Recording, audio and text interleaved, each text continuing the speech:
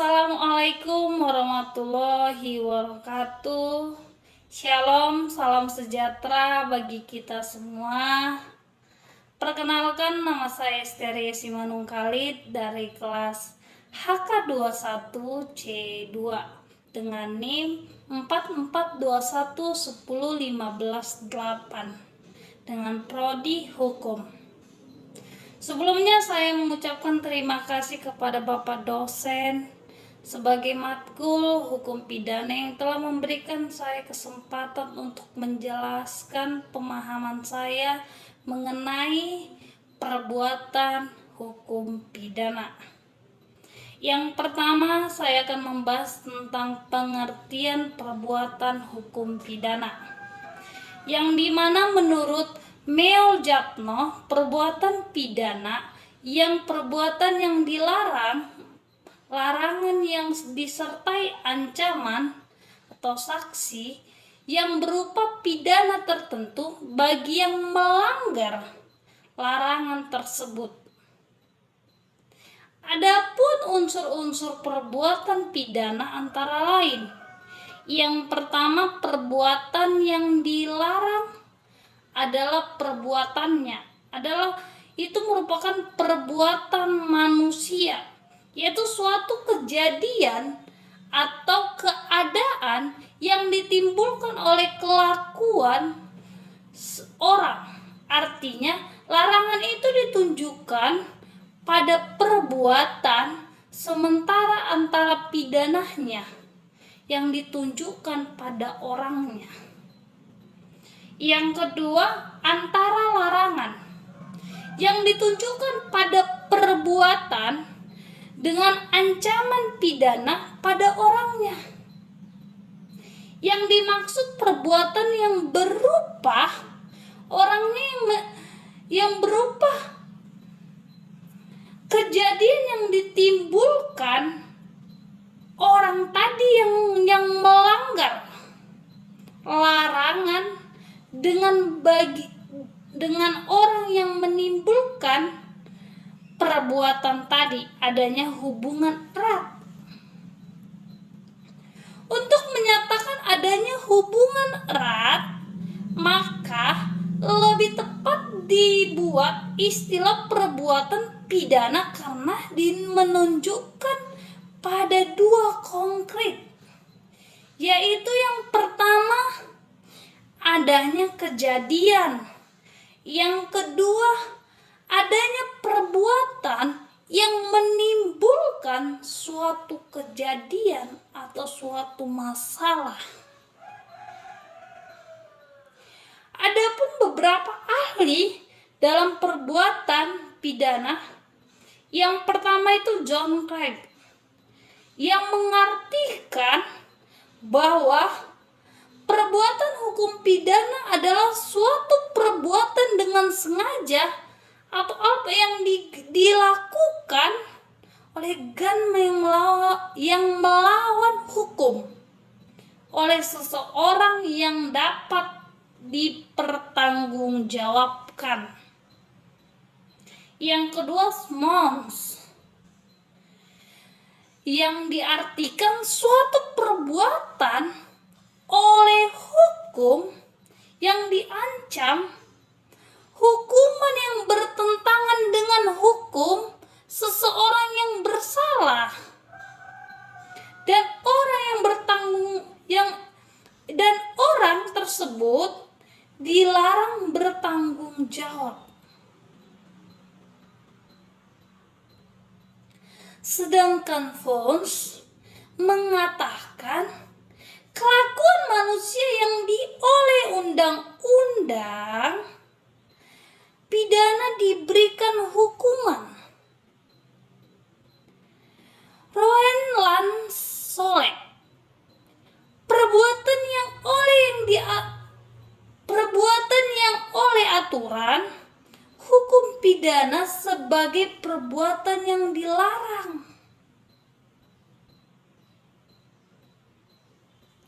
Yang artinya walaupun dalam unsur terpenuhi tetapi tidak dituangkan dalam undang-undang, maka tindakan mempunyai kekuatan mengikat.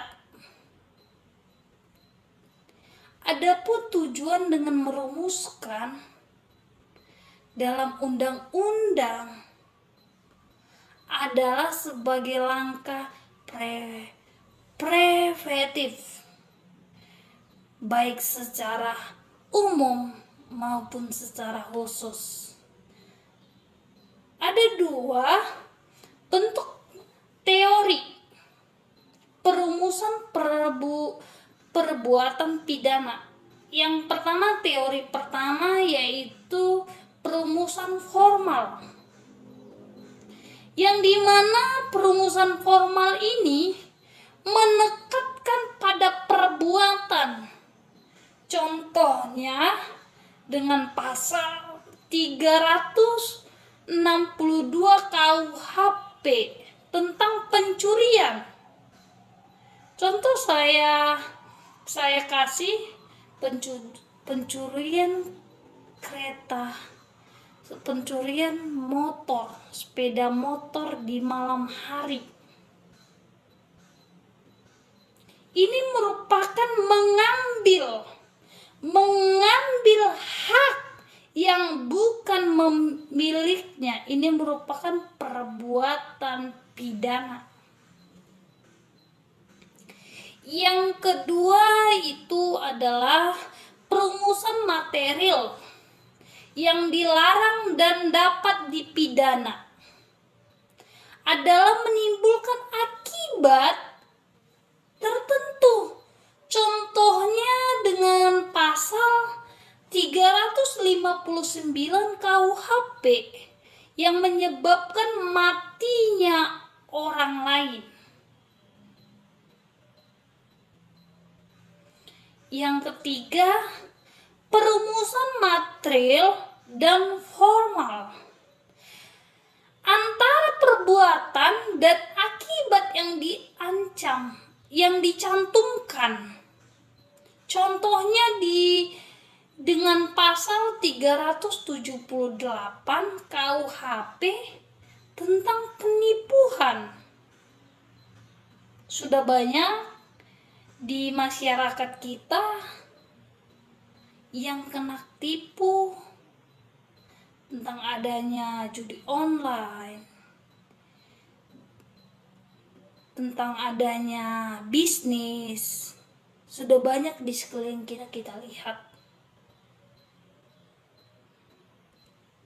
Yang kedua, kategori yang kedua.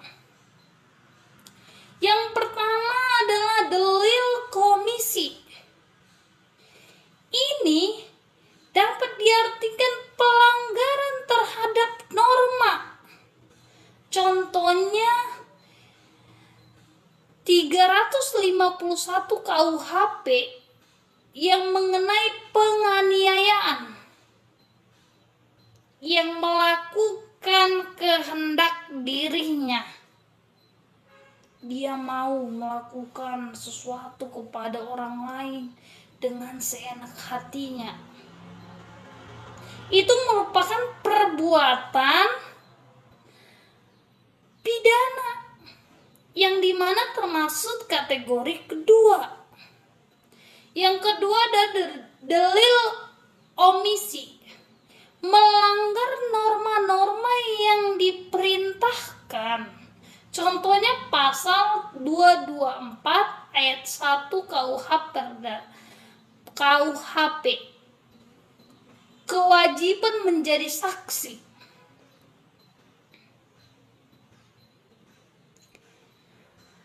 Yang ketiga, definisi Strafbar Feit.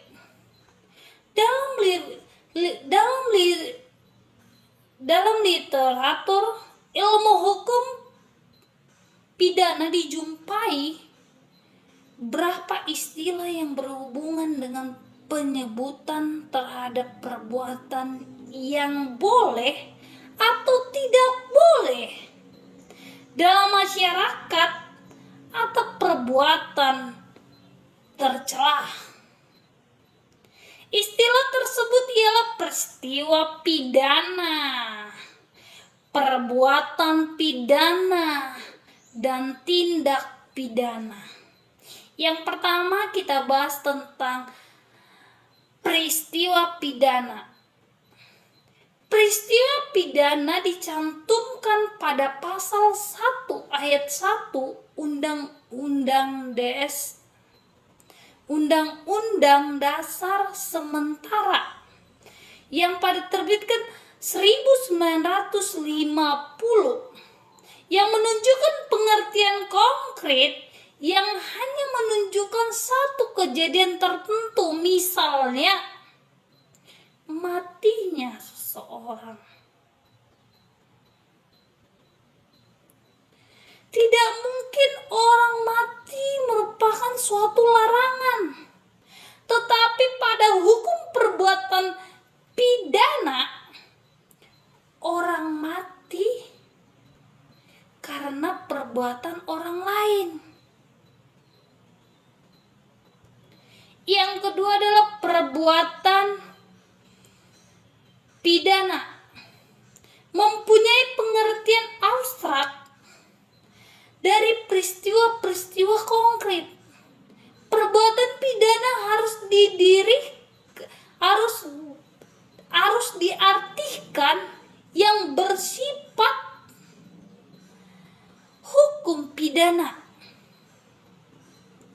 Yang ketiga, tindak pidana. Istilah yang sering digunakan pada akhir-akhir dan pakar-pakar hukum dan pembuat-pembuat undang-undang karena sering digunakan oleh aturan undang-undang. Ini merupakan tindak pidana. Yang keempat, saya akan membahas dengan unsur-unsur perbuatan pidana. Untuk mengetahui adanya perbuatan pidana, maka dirumuskan dalam undang-undang pidana dengan perbuatan yang dilarang disertai oleh saksi. Adanya sebagai pendapat yang membagi elemen perbuatan pidana yang mendasar dan terperinci. Yang pertama, saya akan membahas yang mendasar. Elemen perbuatan pidana yang mendasar, yang dimana perbuatan pidana yang mendasar dapat dibagi menjadi dua. Yang pertama, bagian objektif, yang terdiri dari perbuatan dan akibat merupakan kejadian bertentangan dengan hukum positif sebagai perbuatan yang melawan hukum. Yang kedua itu bagian subjektif, ialah unsur kesalahan daripada perbuatan pidana. Elemen perbuatan pidana terperinci yang menurut Falls, unsur terdapat dalam Strafrecht, yang dimana yang pertama unsur perbuatan dan kelakuan orang. Yang kedua, unsur akibat dari perbuatan orang. Yang ketiga, unsur kesalahan yang disengaja. Yang keempat, unsur yang melawan hukum. Yang kelima, unsur lain yang berkaitan perbuatan eksternal dan internal dalam perbuatan